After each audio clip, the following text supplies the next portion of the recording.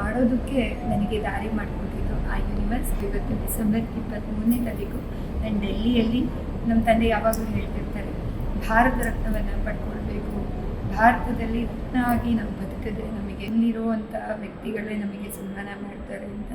So S, ನಾನು ಅದು ಒಂದು ಬದುಕಿರುವಾಗಲೇ ದೇಶರತ್ನ ಅವಾರ್ಡ್ ಸಿಕ್ಕಿರೋದು ನನಗೆ ತುಂಬ ಖುಷಿ ಆಗ್ತಿದೆ. And one more thing is, ನನ್ನ ಅಪ್ಪ ಅಮ್ಮ ಕೂಡ ನನ್ನ ಜೊತೆ ಬಂದಿದ್ದಾರೆ.